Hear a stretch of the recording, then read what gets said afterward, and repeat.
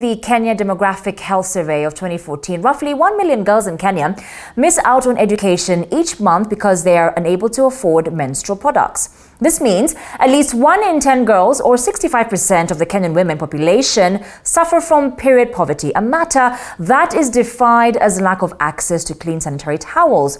A hotel owner in Nanyuki town has taken it up upon herself to fight period poverty by providing clean sanitary towels in her bathrooms for women and girls in need.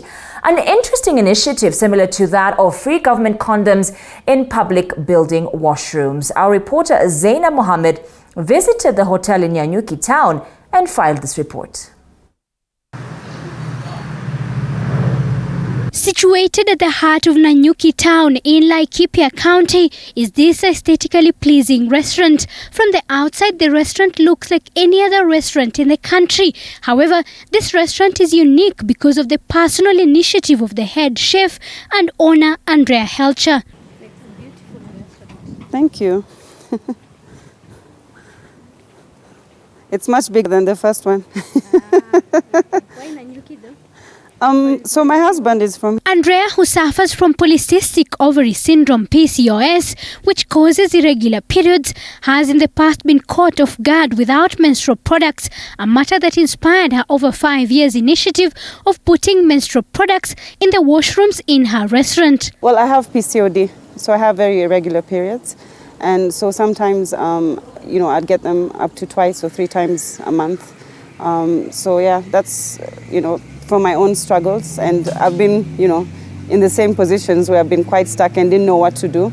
And, it can be a bit embarrassing. You don't know who to ask. Sometimes you wouldn't find a woman in the toilet to ask for one. So, yeah. So the pad campaign started in Nook in Nairobi.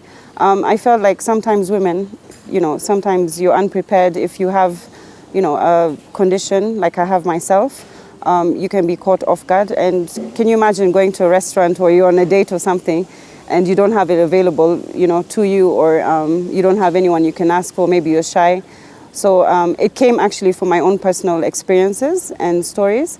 So I decided to put pads in toilets for women, in case they should need it if they have an emergency or caught off guard, yeah. They're filled up usually on a daily basis. Sometimes it depends on the usage. She says female customers are often always pleasantly surprised to find menstrual products in the bathroom, many inspired to add to the collection of sanitary towels that has a board saying, "We have provided you with a free sanitary pad should you need it." Some even actually come and thank us and say that they've been caught off guard and they're like, "Oh my God, I didn't know what to do. I'm so happy."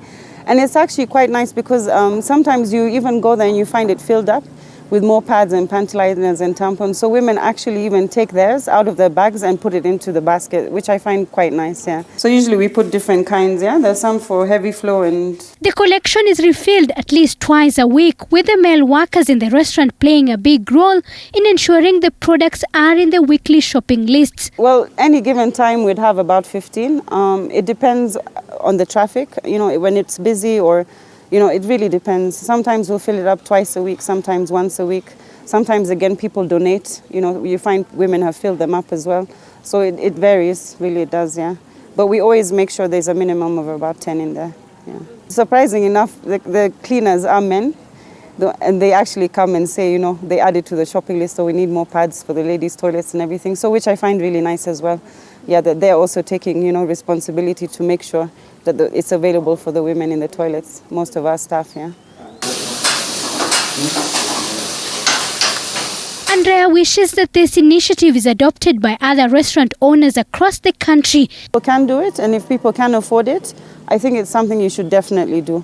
Again, these things happen, you're always caught off guard. You want your customers to be comfortable as well, Just like you said, not just condoms, in bathrooms and stuff like that. And I wish that it would be something that people would actually do. It's very, very natural, and I think more awareness should be raised on it.